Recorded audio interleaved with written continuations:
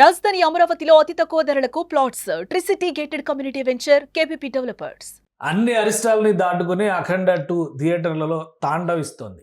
ఈ సినిమా ఎలా ఉంది, అలానే నిర్మాణానికి సంబంధించి, కోర్టు కేసులకు సంబంధించి వీటన్నిటిని అధిగమించిన తర్వాత ప్రేక్షకుల రెస్పాన్స్ ఏ విధంగా ఉంది, ఈ అంశాలను విశ్లేషించే ప్రయత్నం చేద్దాం. మనతో పాటు సీనియర్ జర్నలిస్ట్, ఫిల్మ్ క్రిటిక్ ప్రభు గారు నమస్తే. చాలా ఎక్స్పెక్టేషన్స్, ఈ రోజా రేపా అనే సస్పెన్స్ అన్ని దాటుకుని ప్రీమియర్ షో పడింది. ఇవాళ మార్నింగ్ నుంచి షోస్ పడుతున్నాయి. ఏంటి ఫస్ట్ రివ్యూ ఏంటి ఈ సినిమా మీద, అఖండ 2 తాండవం? The best of it's kind. అంటే ఇలాంటి ఒక జోనర్లో సినిమా రావటం అనేటువంటిది అఖండ మనం చూసాము. అది కూడా ఐదవ ధర్మానికి సంబంధించి. కానీ ఆ ఐదవ ధర్మం అనే కాన్సెప్ట్ దాంట్లో ఇంత సీరియస్గా లేదు. ఫ్యామిలీ డ్రామా, కొంత ఫ్యామిలీ డ్రామా, కొంత ఈ యాక్షన్ ఓరియంటేషన్, ఎంటర్టైన్మెంట్ ఈ పందాలో జరిగింది అఖండ 1. కానీ ఈ అఖండ 2 దగ్గరికి వచ్చేటప్పటికి total scenario of the film, the genre of the film has changed into ఫిక్షన్లోకి వెళ్ళిపోయింది. తర్వాత కొంత సోషియో ఫాంటసీ ఎలిమెంట్ ఉంది. అద్భుతమైనటువంటి కాన్సెప్ట్ని హైలైట్గా చాలా పీక్స్కి తీసుకెళ్లి ప్రజెంట్ చేసినటువంటి ఆ మేకింగ్ వాల్యూస్, ప్రజెంటేషన్ వాల్యూస్ కనిపించిన సినిమాలో, ముఖ్యంగా పర్ఫార్మెన్స్ వాల్యూస్. అంటే పాన్ ఇండియా అంటే వచ్చారు. యాక్చువల్లీ అఖండ నార్మల్ గా తెలుగు ఆడియన్స్ కోసమే చేశారు. సూపర్ హిట్ అయింది అన్ని చోట్ల కూడా. సో దాన్ని దృష్టిలో పెట్టుకుని దీన్ని పాన్ ఇండియా మేకింగ్ లోకి వెళ్ళారు. అది జస్టిఫికేషన్ అయిందా? బాగా జస్టిఫికేషన్. ఎందుకంటే సినిమాని దాన్ని ఎక్స్పాండ్ చేసుకుంటే కథని దాంట్లో నుంచి ఒక బేస్ తీసుకొని దీన్ని ఎక్స్పాండ్ చేసిన విధానం కన్విన్సింగ్ గా ఉంది. అఖండ అనేటువంటి ఆ ఘోర గెటప్ లో అతను చేసినటువంటి తపస్సు, సాధించినటువంటి ఫలం అనేటువంటి దానికి అద్భుతమైనటువంటి ఎలివేషన్ ఇవ్వటం జరిగింది. ఆ ఎలివేషన్ ఇవ్వటం తోటి ఆ క్యారెక్టర్ వస్తుంటే ఒక గూస్ బంప్ మూమెంట్ తప్ప ఈ సినిమాలు ఇలాంటివి జరుగుతాయా, ఇలా కూడా సాధ్యమా అనేటువంటి తర్కానికి కూడా వెళ్ళేటువంటి అవకాశం లేకుండా త్రూ అవుట్ ఒక spell bounding performance, spell bounding presentation ఇవ్వగలిగాడు. బాలయ్య ఇవ్వగలిగాడు, బోయపాటి తీసుకోగలిగాడు. కానీ అంటే ఇప్పుడు మీరు అన్నట్టుగా పర్ఫార్మెన్స్ అనేది ఓకే, అది ఆర్టిస్ట్ పర్ఫార్మెన్స్ ఒక లెవెల్. ఎమోషన్స్ రైజ్ చేసేటప్పుడు కొన్ని ట్రైలర్లో, టీజర్లో చూసాం మనుషుల్ని బంప్ చేస్తున్నట్టుగా, బంతిని కొట్టినట్టుగా కొట్టి, అవి కొద్దిగా హాస్యాస్పదంగా అనిపించింది. జెన్యున్ గా చెప్పాలి. ట్రైలర్ చూస్తే ఈ మాట ట్రైలర్స్, టీజర్స్ చూసిన వాళ్ళు ఎవరికైనా వచ్చినటువంటి సందేహం, ఏంట్రా బాబు ఈ బోయపాటి మార్క్ ఏదో బాధేస్తాడు. ఎందుకంటే కొన్ని సినిమాల గతంలో వినయ్ రామావట్లో చూసినట్టు ఆ ఓవర్ ఫైట్స్ చూసిన తర్వాత, రీసెంట్ గా స్కందా కూడా చూసిన తర్వాత ఎటు తీసుకెళ్తాడో ఈ సినిమా అనేటువంటి ఒకటి అనిపించింది. కాకపోతే ఈ సినిమాలో మాత్రం ఆ ఇమోషనల్ డ్రైవ్ అనేటువంటిది అద్భుతంగా ఉంది. Yes, it is possible. అది ఆ బాలకృష్ణ అఘోర గెటప్ లో అతను చేస్తుంటే ఎలాంటి తర్కానికి లేకుండా నోరెళ్ళ పెట్టుకుని చూసేటువంటి ఒక ఇమోషనల్ హైట్స్ కి తీసుకెళ్లాడు సినిమాని. సో అసలు అరచేతిలో శివ తలకిందులుగా పెట్టేసి స్నానకేసి కొడతారు చూసారు, ఆ సీన్ చూసి వాళ్ళు బాబు ఎక్కడ తీసుకెళ్తారా బోయపాటి అనిపించింది. కానీ అక్కడ ఆ ఇమోషనల్ కంటెంట్ తో చూస్తుంటే ఆ ఫైట్స్ కానీ ఏవైనా సరే it is possible for him only అన్న ఇదిలో అనిపించింది. అంటే ఆ కన్విన్సింగ్ టెక్నిక్ అనేది ఇందులో టెక్నిక్ కాదు, అక్కడ ఇమోషన్ కథ ఏంటి. అఖండ అంటే ఫ్యామిలీకి సంబంధించి అఖండ అతను వెళ్ళిపోవడం, అఘోరాల్లో కలిసిపోవడం, అఘోరా జీవన శైలి మీద అక్కడ చర్చ జరిగింది. అఘోరాలు కూడా ఎంత క్లాసిక్ స్టైల్లో ఉంటారా, బాలకృష్ణ గారి గెటప్ ను బాగా డిజైన్ చేశారు. ఇప్పుడు ఇందులో అయితే కొంచెం మాస్ అప్పీల్ కనిపిస్తుంది. ప్లస్ న్యాచురల్ లొకేషన్స్ లో షూట్ చేశారు. చాలా వరకు ఆ సినిమా చేసే టైంలోనే కుంభమేళా దగ్గరికి వెళ్ళి షూట్ చేశారు. సో అవన్నీ చూసినప్పుడు ఏంటి కథ ఏంటి, అన్ని సెట్ అయినాయా లేదా వచ్చిన అవకాశాలను వాడుకున్నారా? కాదు, అది ఆ వాడుకున్నారు. కుంభమేళాను వాడుకున్నారు చాలా అర్థవంతంగా, చాలా వైట్ క్యాన్వాస్ లో వాడుకున్నాడు. ఇదేంటంటే నెక్స్ట్ అఖండ వెళ్ళిపోయాడు అక్కడికి, మళ్ళీ తన అఘోర స్థావరాలకు వెళ్ళిపోయాడు. అక్కడ ఒక ఆధ్యాత్మిక గురువు, ఆ క్యారెక్టర్ మురళీమోహన్ గారు చేశారు. ఆయన ఒక ఉపదేశం ఇస్తాడు, అయినా నువ్వు చేసి వచ్చింది, సాధించుకొచ్చింది అంతా చాలా గొప్పగా ఉంది, కానీ ఇంకా దేశానికి, హైందవ ధర్మానికి చాలా ప్రమాదం రాబోతుంది, పెనుముప్పు రాబోతుంది. ఈ పెనుముప్పు నువ్వు ఎదుర్కోవాలి అంటే, ఈ ప్రమాదాలను నువ్వు ఎదుర్కోవాలి అంటే నువ్వు మరలా ఒక దీక్ష చేయాల్సినటువంటి, ఒక కఠోరమైనటువంటి దీక్ష చేయాల్సిన అవసరం ఉందని చెప్తాడు. ఆ కఠోరమైన దీక్షలో తను వెళ్ళిపోయిన తర్వాత యువతలో ఇక్కడ రెగ్యులర్ స్టోరీ స్టార్ట్ అవుతుంది. రెగ్యులర్ గా పాత బాలమురళీకృష్ణ, బాలయ్య, ఆ బాలమురళీకృష్ణ కూతురు, అప్పుడు చిన్నప్పుడు ఇతను రక్షించినటువంటి కూతురు కదా, ఆ కూతురు పెద్దదై డిఆర్డిఏలో ఒక సైంటిస్ట్ అవుతుంది, ఒక యువ సైంటిస్ట్ అవుతుంది. ఆమె రకరకాల పరిశోధనలు చేస్తూ రామాయణ భారతాల్లో ఉన్నటువంటి కొంత సారాన్ని తీసుకొని ఆ సారం ద్వారా ఎలా హ్యూమన్ ఇదిని మనం కాపాడగలము, ప్రకృతిని కానీ వీధిని కానీ ఎలా కాపాడుకోవచ్చు, ప్రకృతి గతంలో ఎలా అంతమంది ఇంతకాలం జీవించగలిగారు, అప్పుడు ప్రకృతిని మనం ఎలా కాపాడుకునేటువంటి వీటి మీద రీసెర్చ్ చేసిన ఒక డిఫరెన్స్ క్యారెక్టర్ ఆఫ్ అంటే ఈ సినిమా సంయుక్త మీనన్. సినిమా మొత్తంగా చెప్పినప్పుడు భారతీయ ఆత్మ అని పదే పదే చెప్పారు బోయపాటి గారు. అవునవును. మీడియా వాళ్ళు క్వశ్చన్ చేశారు ఏంటి భారతీయ ఆత్మ అంటే కూడా మీరు సినిమా చూడండి అని. ఏంటి భారతీయ ఆత్మ అనేది మీరు రామాయణం మహాభారతం ఇవన్నీ తీసుకొచ్చారా అంటున్నారు.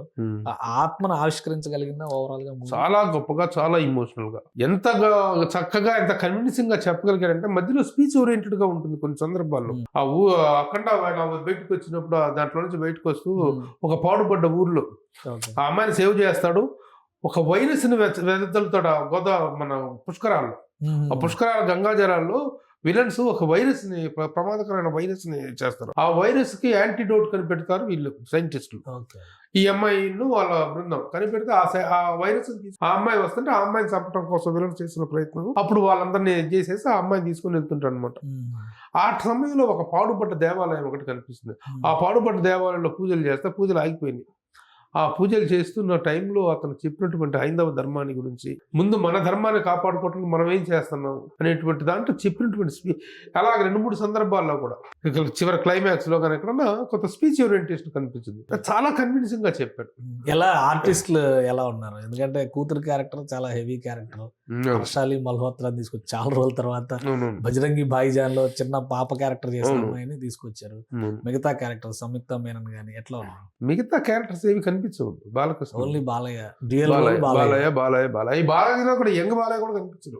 మొత్తం అఖండ అనేది ఎందుకంటే ఆ ఇమోషనల్ హైట్స్ ఆ స్థాయికి వెళ్ళిన తర్వాత మిగతా క్యారెక్టర్స్ ఎవరెంత పర్ఫార్మెన్స్ చేసినా సరే, ఇప్పుడు విలన్ నెట్వర్క్ కూడా చాలా భారీ స్థాయిలో, చాలా విస్తృతంగా, యాక్చువల్ గా చైనా అనేటువంటి పదాన్ని వాడలేదు కానీ చైనా తో వచ్చినటువంటి చైనా ఆ రోజున గాల్వాన్ దీంట్లో కనుక గాల్వాన్ వ్యాలీ ఆ రోజు జరిగినటువంటి దాని నేపథ్యంలో మామూలుగా యాక్చువల్ గా దేశభక్తి అనేటువంటిది రాగానే పాకిస్తాన్ అనేటువంటిది వస్తుంది. ఇక్కడ ఆ ప్రస్తావన కాదు. ఆ టిబెట్ ఆ ఏరియాలో చైనా షేర్డ్ బోర్డర్ లో ఉన్నటువంటి ఉద్రిక్త పరిస్థితుల నేపథ్యంలో తీసుకున్నాడు కాబట్టి ఆ నేపథ్యం కూడా చాలా హై లెవెల్లో షూట్ చేయడం జరిగింది. ఏదో ఆషామాషిగా చైనా బోర్డర్ ఇండియా మ్యాప్ గోడ మీద చూపిస్తాం కాకుండా అది యాక్చువల్ లొకేషన్స్ లో చేసినటువంటి షూట్ కానీ అద్భుతంగా తీసారు. సో మిగతా ఆర్టిస్టులు అందరూ వాళ్ళ క్యారెక్టర్ కి అంతా ఓకే బాగుంది అని అనిపించిందా సినిమా? చాలా. ఎక్కడా కూడాను ఈ హైందవ ధర్మం మీద తీస్తున్నాం కాబట్టి ఏదో టేక్ ఇట్ యాజ్ గ్రాంట్ గా తీసుకుని మనం ఏది చెప్తే అది నమ్ముతారు, ఏది చెప్తే అది వింటారు అనేటువంటి ధోరణి కాకుండా ఒక అథెంటిక్ గా, సాధికారికంగా హైందవ ధర్మ సూక్ష్మాలను కానీ హైందవ ధర్మ ఔన్నత్యాన్ని కానీ అద్భుతంగా చెప్పినటువంటి కాన్సెప్ట్స్, డైలాగ్స్ ముఖ్యంగా బోయపాటి సీనికి సహకరించినటువంటి కొంతమంది రచయితలు ఉండగలరు కానీ the final output that he's come from Boyapati Seenu ఒక గొప్ప దర్శకుడు, ఒక గొప్ప విజనరీ కనిపించాడు. ఈ యాంగిల్, ఈ పర్టికులర్ యాంగిల్లో ఈ సరైన ఇది సినిమాలు తీశాడు కదా ఇంతకుముందు చెప్పినటువంటి స్కంద కానీ అంతకుముందు రామ్ చరణ్ చేసిన సినిమా కానీ ఆ టైంలో ఉన్నటువంటి బోయపాటికును ఈ బోయపాటికి అసలు సంబంధమే లేదు. బోయపాటి ఈ రోజున ఒక అద్భుతమైనటువంటి ఒక మోడర్న్ ఆధ్యాత్మిక ప్రవచనకర్త అన్నంత గొప్పగా ఆ విషయాలు డీల్ చేశాడు. ఓకే, అంటే జనరల్ గా తెలుగు సినిమా డైరెక్టర్లకి ఇలాంటివి హ్యాండిల్ చేసే కెపాసిటీ ఎక్కువ.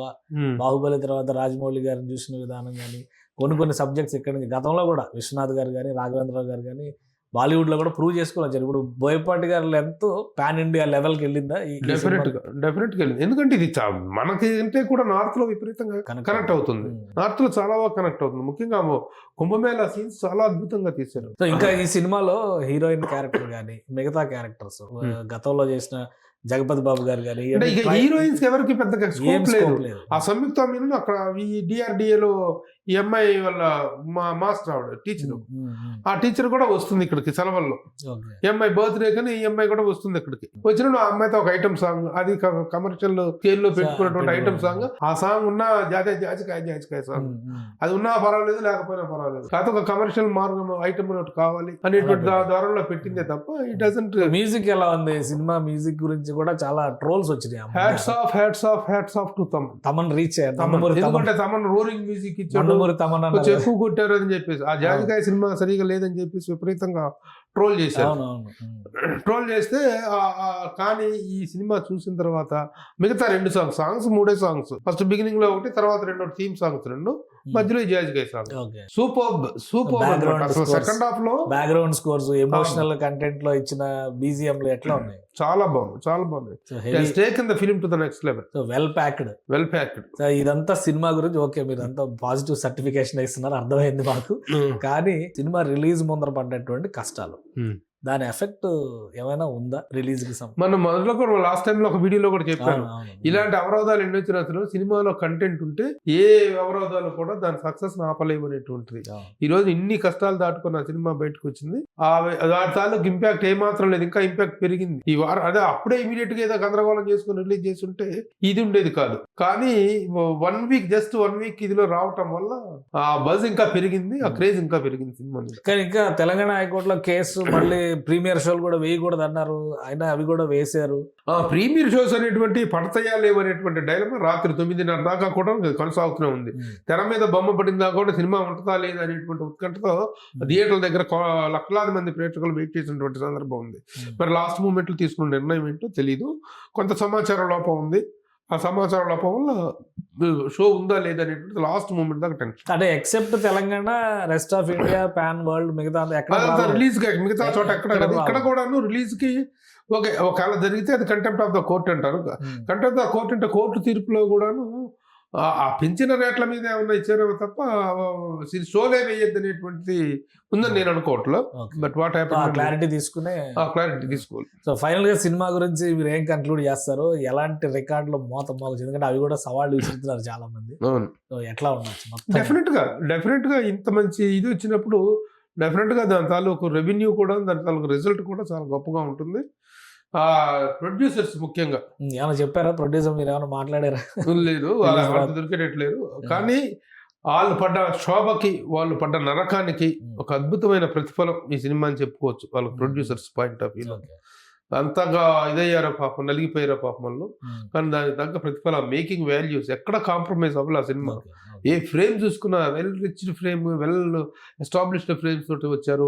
సెట్టింగ్స్ కానీ అంతా చాలా గొప్పగా తీశారు. Making values are very good. ఇక in every aspect the film is very comprehensively very good film. ముఖ్యంగా హైందవ ధర్మం అనేటువంటి దాన్ని తీసుకొని దాన్ని ప్రొజెక్ట్ చేసినటువంటి విధానం, బాలకృష్ణ అనేటువంటి వ్యక్తి ఒక ఆధ్యాత్మిక ఉన్మాది. ఆ రేంజ్ లో ఎస్టాబ్లిష్ చేశారు. ఆ రేంజ్ లో ఆ క్యారెక్టర్ ఆ విధంగా ఎస్టాబ్లిష్ చేశారు. మనం నిజ జీవితంలో కూడా బాలకృష్ణ అంటే ఏంటో మనకు తెలుసు. దాంట్లో ధరించినటువంటి ఉంగరాలు కానీ, దాంట్లో తను సినిమాలో వేసినటువంటి ఉంగరాలు ఇవన్నీ కూడా, దండలు కానీ ఇవన్నీ ఆల్మోస్ట్ ఆల్ తను ధరించేటువంటివి. తను రెగ్యులర్ గా బాగా దగ్గరగా చూస్తారు. మరి ఆ కాంబినేషన్ కూడా ఆ బాలయ్య కోసం బోయపాట, బోయపాట కోసం బాలయ్య అనేటువంటిది BB4 అనేటువంటిది బ్లాస్టింగ్. ఒకటే సినిమా చూసిన తర్వాత ఒకటే అనిపించింది, పైన శివయ్య, కింద బాలయ్య, మధ్యలో Boyapati Seenayya. This is the cinema. ఆ రేంజ్ లో ఆ సినిమా మాత్రం అదరగొట్టేసింది. థ్యాంక్ యూ ప్రభు గారు విశ్లేషణ అందించినందుకు. ఇది బోయపాటి బాలయ్య కాంబినేషన్ లో ఇది టెట్రా అనాలన్నమాట. హ్యాట్రిక్ కూడా కాదు, టెట్రా హిట్ అనమాట. ఇది మామూలు హిట్ కాదని చెప్పని ప్రభు గారు చెప్తున్నారు. అలానే సినిమాని ప్రతి ఫ్రేమ్ లో అద్భుతంగా మలిచారు. ప్రొడ్యూసర్స్ పడ్డ శ్రమకి, వాళ్ళు పడ్డ క్షోభకి అంతకు మించిన ప్రతిఫలం చూడబోతారని చెప్పని సర్టిఫికేట్ ఇస్తున్నారు ప్రభు గారు. ఇది స్పెషల్ డిస్కషన్. Keep watching.